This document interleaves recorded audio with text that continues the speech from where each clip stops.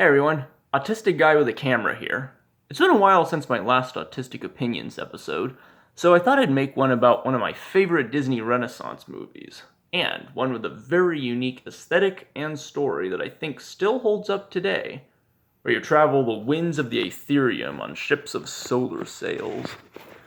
I'm of course talking about Treasure Planet. Originally pitched to Disney as Treasure Island in Space, as a placeholder title in 1988, John Clements and Ron Musker wanted to tell the classic Robert Louis Stevenson story in a sci-fi setting with a few new tweaks to it. The pitch was originally rejected since Star Trek was going to have a sequel series made in a similar direction. But when that series got canceled, they pitched the idea again in 1989 after The Little Mermaid, only to be rejected again. This went on and on for years until Roy Disney backed them and gave them the green light to produce the film in 1995 once Hercules was done filming.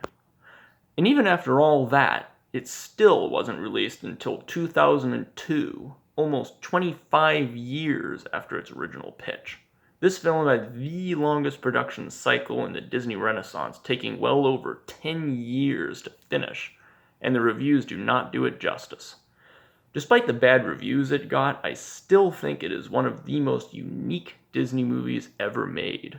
Why, you ask? I'll tell you why. Starting with number 1, the setting. The writer, Rob Edwards, wanted to make the setting much warmer than science fiction usually is. His idea of taking a classic ocean adventure and setting it in outer space would make it feel cold and metallic. To fix this, he invented the idea of the Aetherium, which is basically space with oxygen. This makes it much more of a science fantasy than science fiction setting, and it adds more mysterious atmosphere to the setting, making it more creative. This way, you have these gigantic, old-fashioned ships that sail on the Aetherium, without any need for oxygen containment. It also makes for stunning visuals such as the RLS Legacy, named for the initials of the original author, sailing in space as if it were on an ocean. The directing is well done, especially during the soundtrack courtesy of James Newton Howard and the musical number in the middle with I'm Still Here by John Resnick, one of 2 songs he made for it along with Always Know Where You Are. As somebody who loves music, I appreciate this and I could listen to it all day. The animation is so creative and well done thanks to the blend of CGI and hand-drawn animation, flawlessly integrated using a computer program called Deep Canvas, which was more or less at its peak in this movie since they hand-draw most of the characters and use CGI to paint the rest in.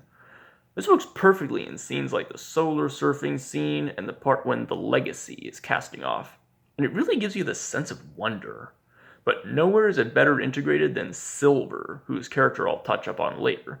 His left arm, leg, and eye are all CGI painted over a hand-drawn character, and the blend is flawless. I couldn't even tell that the first time I saw it, and it's just awesome how that was accomplished. Especially since that was something nobody at Disney had ever attempted before, and they were having doubts it would come out looking good at all. A fun fact, during production, the crew used what they called the 70-30 rule when animating and writing.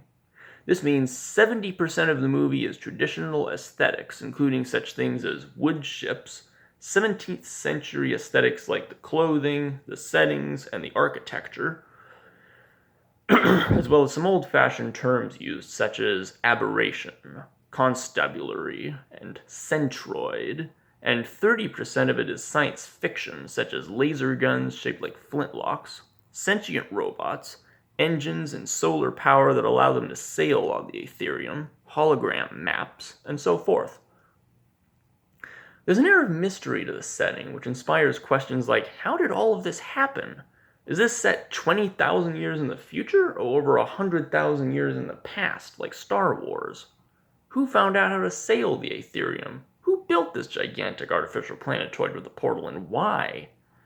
It's so creative and mysterious you can't help but wonder, and that's amazing to me. It's a setting so unique, I haven't seen another film even attempt anything like it before or since, and it makes for an amazing universe to theorize about. It could be either the distant past like Star Wars, or thousands of years into the future like Warhammer 40k, or something else similar. In this way, space is like an ocean, planets are islands, and things like black holes and meteor showers are treated like any nautical hazard, like whirlpools and storms would be treated today. But let's get into the real meat of the movie. Number 2. The story.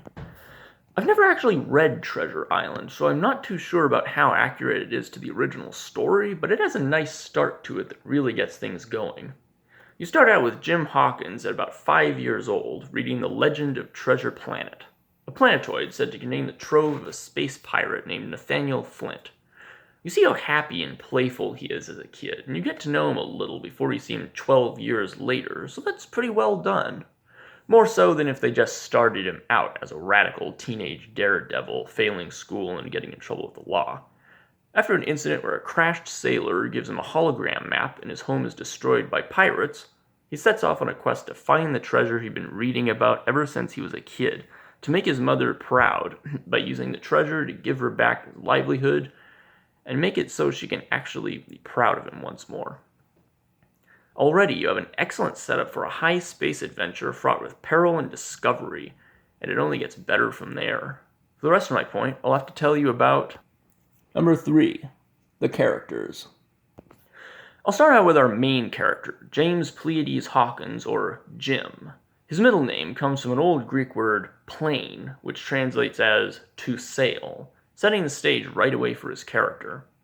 Animator Glenn Keane based his personality off of James Dean because he said there was a whole attitude and posture where you felt the pain and youthful innocence. When we start out, there's a little gap between when he was 5 and when he turned 17, which is later explained between flashbacks. His father left when he was about 11 or 12, judging by the flashbacks, and this leaves Jim feeling bitter and feeling like he has no future. He's usually in trouble and causing mischief of one kind or another, but he's also really smart, judging by how he built a solar surfer, a hoverboard with a sail, which is so creative I haven't seen anything like it since.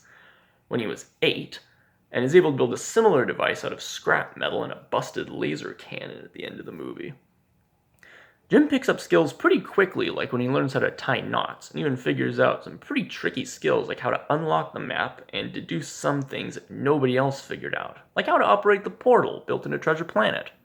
This shows how smart he is and how analytical he can get.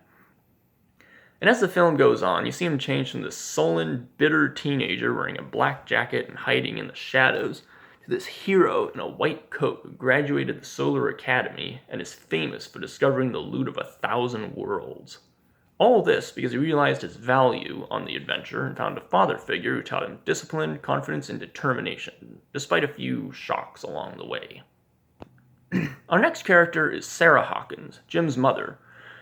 We don't get a lot of her in the movie, but I still like her. She's got a lot to deal with, as we see when she manages the Benbow Inn and has to talk to the police after Jim flew a solar surfer through a mining area while on probation for some other kind of trouble. Sarah seems pretty tough emotionally, but is frustrated by Jim always causing trouble because she knows he's too smart to fail school and wind up in juvenile hall. She worries about losing him in space, but is encouraging once they get set up for the adventure. Overall, she's a pretty good character. She doesn't have much screen time compared to the others, but she's still a great character that's written really well. We now get to Dr. Delbert Doppler, a dog-like astronomer and one of the goofiest characters in the movie. Despite how silly he acts and how often he's made the butt of a joke, he's definitely not useless. He's well educated in astronomy, making him a handy navigator on board the Legacy. He's got this enthusiasm and love of adventure that makes him fun to watch with his goofy antics, and his voice actor, David Hyde Pierce, previously voicing Slim from A Bug's Life, was given the role while voicing Slim, read the script, and loved it.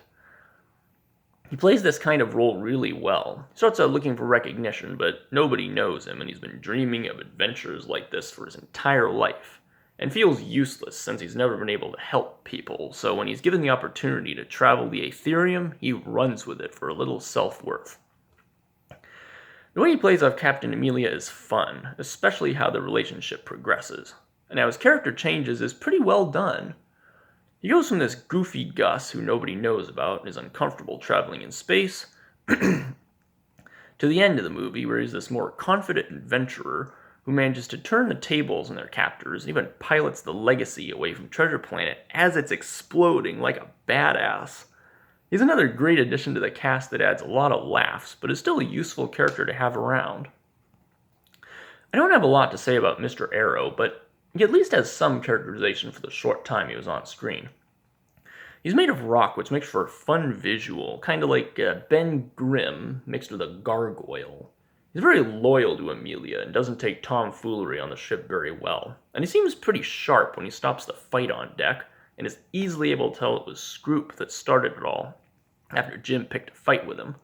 He's a fun character that didn't deserve the fate he got when Scroop cut that lifeline in the black hole. Poor guy. Captain Amelia, the cat-like captain of the Legacy, is one of my favorite characters in the movie. She's assertive and strict like Mary Poppins, and has the professionalism of a captain to match her personality. Amelia comes off as kinda snooty at first, but this is likely due to her training and tough personality. Behind the scenes, the writers and directors would help Emma Thompson go through the script sequence by sequence to ensure everything was right, making her voice and behavior match the movements of the character. And they did an excellent job of it. She's quick-moving and fast-talking, making her entertaining to watch and listen to, and the way she acts is pretty well written. You get the feeling she's been through a lot of tough situations and has only grown from them. And her relationship with Dr. Doppler is comical, but well done for how cliched it can get in the usual Disney fashion. Overall, she's a great character for a great film. Ben, or Bioelectronic Navigator, is another unique character. He's this comical, sentient robot based on Ben Gunn from the book, voiced by Martin Short. He was marooned on Treasure Planet for centuries after Captain Flint died and has been living there ever since in some sort of maintenance hatch built into the ground. At first he comes off as obnoxious and silly, but then when you learn how he's been left there for centuries and his memory chip was torn out, we feel kind of bad for the guy. I mean, how rough is it that you were marooned and had your memory stolen on the same day? He's silly but helpful, albeit unintentionally sometimes, and he's a lot of fun to watch. Ben's comical personality is funny yet helpful, and his antics lead to a lot of slapstick humor, and even his insane babblings end up being helpful clues, such as buried in the centroid of the mechanism and big door opening and closing, both of which help Jim in the end. Overall, I like him. He's sort of annoying, but it's the good kind of annoying, the type that holds up well. We now go to the villains of the movie, starting with their leader, Silver, based on the pirate Long John Silver, who was given mechanical prosthetics in place of his arm, leg, and eye to modernize the character for the steampunk setting of the movie. He's a little more of an anti-hero than a pure villain, and you see that done really well as the movie goes on. He signs himself and his crew onto the Legacy to steal the treasure, which, similar to Jim, he's obsessed with finding, but in his case, he's the more ruthless of the two. As the film goes on, you see him at first as this goofy, beer-bellied cook with a wacky sense of humor and a shape-shifting, parrot-like alien as a pet. But after Jim's fight with Scroop, you see his true nature below decks in the dark, really setting the stage for his character. At first, he just gives Jim some chores to keep him from getting too suspicious after Scroop thinks Jim's getting too curious of them. But after he finds out Jim's dad was never around to teach him things, he takes on himself to teach him a few life skills and basically works as Jim's father figure for the movie. Granted, Silva's a criminal and tries to kill Jim 2 or 3 times, but when it matters, he was basically the guidance Jim never had, because he changed Jim from the punk who at first would have thought he was the coolest guy ever and joined Silva in his life of high-space crime, to this driven, disciplined sailor who charts his own craft and sees a promising future. Silver even gives up the treasure he'd been searching for his whole life to save Jim, and gives him a huge handful of the stuff to help him fix up the Benbow Inn, symbolically giving up his obsession with the trove, making him more sympathetic by the end of the movie. One of the more realistic and well-written Disney villains, and one of a style we don't often see. But he's really more of an anti-hero compared to the other pirates. Speaking of which,